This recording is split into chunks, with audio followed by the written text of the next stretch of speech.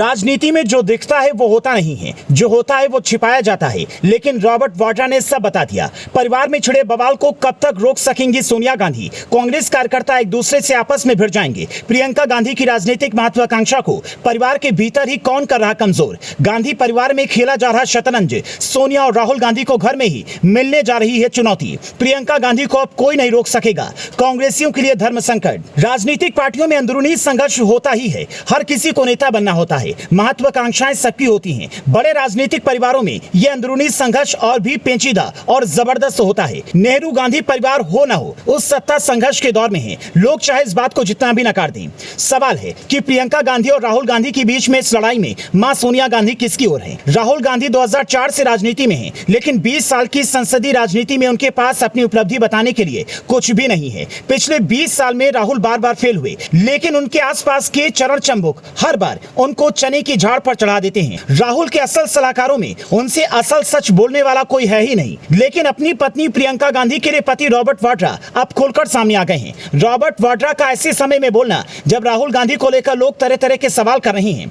ये टाइमिंग को लेकर सवाल जरूर होंगे। राहुल गांधी महीनों से संसद से दूर थे, लेकिन जब उनको सरकार को घेरने का मौका मिला तो उन्होंने वही पुराण राहुल गांधी वाला चुनावी भाषण दे दिया। जब उनको शांतिचित होकर केवल तथ्यों के आधार पर पीएम मोदी से सिलसिलेवार सवाल करने थे तो वो अपना आपा खो बैठे और मेरी मां की हत्या हुई है, भारत माता की हत्या हुई है जैसे बेहद हल्के वाक्यों का इस्तेमाल करने लगे। अब जब राहुल गांधी को 20 साल में ये नहीं समझ में आया कि कहां कौन सी बात करनी है तो लोग मजे तो लेंगे ही। नेहरू गांधी परिवार के दामाद रॉबर्ट वाड्रा ने कहा, प्रियंका में एक सांसद होने की सारी योग्यताएं हैं, उनको संसद में होना चाहिए, वो बहुत अच्छा काम करेंगी। अगर वो संसद जाती हैं तो मुझे खुशी होगी। मैं उम्मीद करता हूं कि कांग्रेस पार्टी उन्हें स्वीकार करेगी और उनके लिए बढ़िया योजना तैयार करेगी।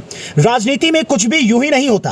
प्रियंका गांधी ने अपने भाई के लिए रास्ता दिया था। वो 20 सालों तक बिल्कुल चुप रही और साइड रही, लेकिन राहुल गांधी ने इस दौरान न अपनी छवि पर ही कुछ खास सुधार किया, न ही उनके नेतृत्व में कांग्रेस का हाल अच्छा रहा। आज कांग्रेस रसातल में है। 70 सालों तक देश में राज करने वाली पार्टी आज सीमित हो गई है। राजनीति के जानकार मानते हैं राहुल गांधी जब तक कांग्रेस का चेहरा होंगे तब तक बीजेपी को फायदा होता रहेगा। बीजेपी भी मोदी के सामने राहुल गांधी को ही चाहती है और ये बात प्रियंका गांधी भी अच्छे से जानती हैं। शायद यही कारण है कि प्रियंका गांधी ने अब अपने पत्ते खोलने शुरू कर दिए हैं। वो जल्द ही पूर्णकालिक राजनीति में उतरने जा रही हैं। वो किनारे खड़े होकर कांग्रेस को बर्बाद होता नहीं देख पाएंगी।